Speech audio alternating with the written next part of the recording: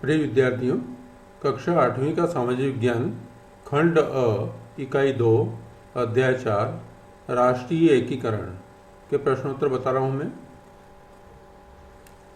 निम्नलिखित प्रश्नों के सही विकल्प चुनकर लिखिए। राष्ट्रीय एकीकरण में नागरिकों के मन में कौन सी भावना व्याप्त रहती है? सही उत्तर है क, राष्ट्रीयता की भावना। नंबर 2, संविधान में कितनी भारतीय भाषाओं को अधिसूचित किया गया है? सही उत्तर है ग, 22 भाषाओं। रिक्त स्थानों की पूर्ति कीजिए। भारतीय संविधान में 6 मौलिक अधिकारों का प्रावधान है। नंबर 2, अशोक चिन्ह हमारा राष्ट्रीय प्रतीक चिन्ह है। नंबर 3, प्राचीन काल में वर्ण व्यवस्था कर्म पर आधारित थी। नंबर 4, भारत का विभाजन सन 1947 में हुआ। अतिलघुत्तरीय प्रश्न नंबर 1, राष्ट्रीय एकीकरण का अर्थ क्या है? इसका उत्तर है राष्ट्रीय एकीकरण का अर्थ है राष्ट्र में रहने वाले निवासियों के बीच जाति, पंथ, क्षेत्र और भाषा का भेदभाव किए बिना उनमें परस्पर समान अनुभूतियों और सुख दुख की एकता की भावना का होना। प्रश्न नंबर 2, पंथ निरपेक्षता से क्या आशय है? उत्तर, हमारे संविधान ने भारत को एक धर्मनिरपेक्ष राष्ट्र घोषित किया है। प्रत्येक धर्म के अनुयायी को धार्मिक स्वतंत्रता का अधिकार है। सरकार किसी भी धर्म के प्रति भेदभाव नहीं करेगी। प्रश्न नंबर 3, विविधता में एकता का क्या अभिप्राय है? उत्तर, भारत एक विशाल देश है। जनसंख्या की दृष्टि से इसका विश्व में दूसरा स्थान है। यहाँ 250 से अधिक भाषाएं बोली जाती है। 22 भाषाओं को संविधान में राष्ट्रीय भाषाओं के रूप में अधिसूचित किया है। पंथ और उपासना पद्धति की दृष्टि से भारत में विश्व के लगभग सभी पंथ एवं उपासना पद्धतियाँ पाई जाती है। विश्व के बड़े धर्म हिंदू धर्म, इस्लाम धर्म, ईसाई धर्म, बौद्ध धर्म, जैन धर्म, सिख धर्म, पारसी धर्म आदि यहाँ पाए जाते हैं। इसलिए खान पान, पूजा अर्चना, रीति रिवाज, रहन सहन की दृष्टि से यहाँ विविधता पाई जाती है, परंतु इसके बावजूद सभी में राष्ट्रीय हितों को लेकर एकता है। इसी को विविधता में एकता कहा गया है। लघु उत्तरीय प्रश्न 1, जाति प्रथा के प्रमुख दोषों का वर्णन कीजिए। उत्तर, जाति प्रथा के प्रमुख दोष निम्नलिखित है। पहला है, जाति व्यवस्था समाज को उच्च व निम्न वर्ग में बांटती है। नंबर 2, उच्च जातियां छोटी जातियों का शोषण करती है। नंबर 3, जातिगत भेदभाव कठोर हो जाते हैं। नंबर 4, जातियों का दबाव राजनीति को प्रभावित करता है। नंबर 5, जाति प्रथा से देश की एकता और आर्थिक प्रगति में बाधा आती है। प्रश्न नंबर 2, हमारे राष्ट्रीय प्रतीक चिन्ह कौन कौन से हैं? उत्तर, हमारे राष्ट्रीय प्रतीक चिन्ह निम्नलिखित हैं। पहला है राष्ट्रीय ध्वज तिरंगा। नंबर 2, राष्ट्रगान जन गण मन। नंबर 3, राष्ट्रीय गीत वंदे मातरम। नंबर 4, राष्ट्रीय चिन्ह अशोक चिन्ह आदि। दीर्घ उत्तरीय प्रश्न नंबर 1, मौलिक अधिकारों एवं कर्तव्यों पर टिप्पणी लिखिए। उत्तर है मौलिक अधिकार। भारतीय संविधान में 6 मौलिक अधिकारों का प्रावधान है। ये मूल अधिकार भारतीय नागरिकों को बिना किसी भेदभाव के समान रूप से प्राप्त है। नागरिकों के कल्याण एवं सर्वांगीण विकास हेतु मूल अधिकार महत्वपूर्ण है। नागरिकों को विकास के अवसर प्रदान करने के लिए मौलिक अधिकारों में समानता, स्वतंत्रता और सामाजिक न्याय आदि का प्रावधान है। इन संवैधानिक प्रावधानों के अंतर्गत समाज के कमजोर वर्गों, अनुसूचित जाति, अनुसूचित जनजाति और अन्य पिछड़े वर्गों को संरक्षण प्राप्त है। प्रत्येक समुदाय को अपने धर्म एवं भाषा आदि की स्वतंत्रता प्राप्त है।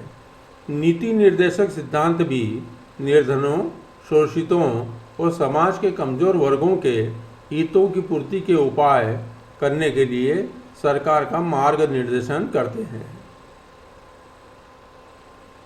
मौलिक कर्तव्य। मौलिक कर्तव्यों का भी भारतीय संविधान में उल्लेख है।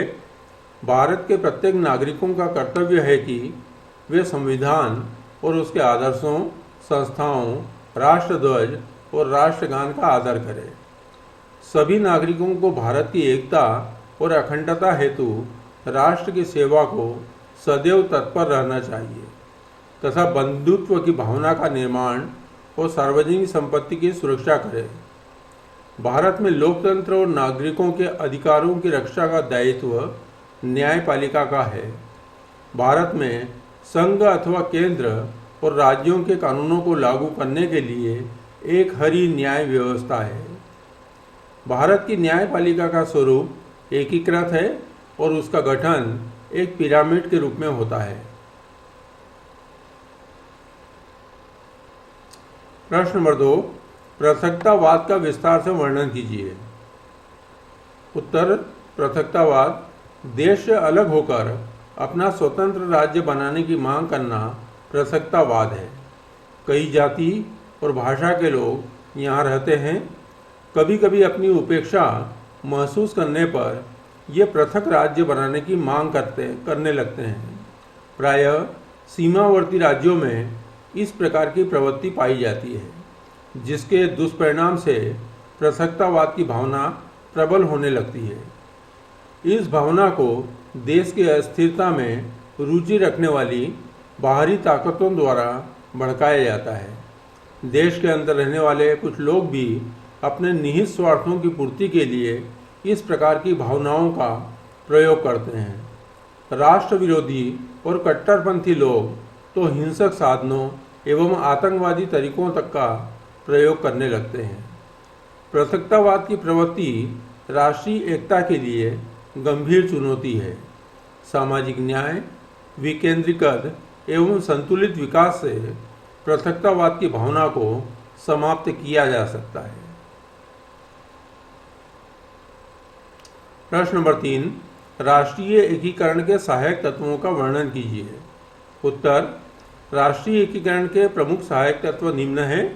पहला है समान मौलिक अधिकार। भारतीय संविधान में 6 मौलिक अधिकारों का प्रावधान है। मौलिक अधिकार बिना किसी भेदभाव के सभी नागरिकों को समान रूप से प्राप्त होते हैं। नंबर 2, समान मौलिक कर्तव्य। मौलिक कर्तव्य सभी नागरिकों को एक समान कर्तव्य करने हेतु प्रेरित करते हैं, जिससे राष्ट्रीय एकीकरण की भावना जागृत होती है व राष्ट्रीय एकीकरण को मजबूती प्राप्त होती है। नंबर 3, पंथ निरपेक्ष। हमारे संविधान ने भारत को एक पंथ निरपेक्ष राष्ट्र घोषित किया है। प्रत्येक धर्म के अनुयायी को धार्मिक स्वतंत्रता का अधिकार है।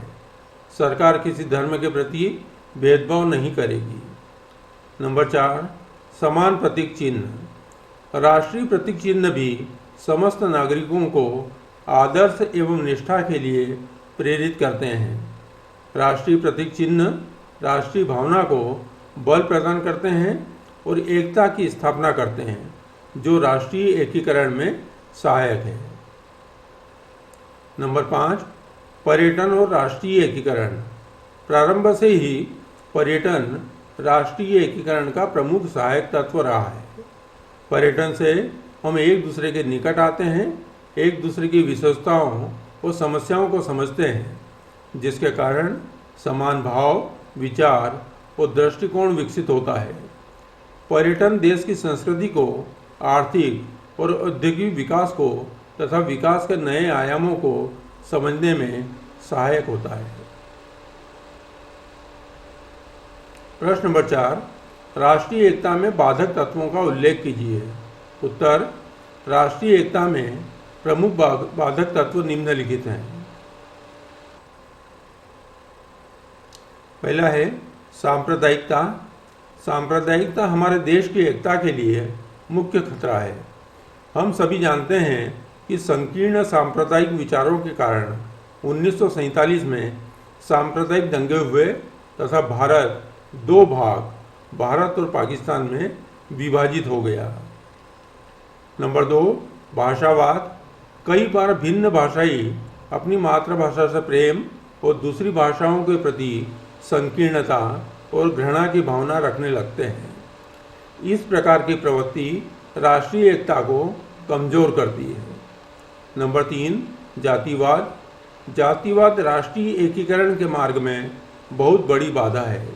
जाति ऐसी इकाई है जिसके सदस्य आपस में ही शादी, विवाह और खानपान के नियमों में बंधे रहते हैं।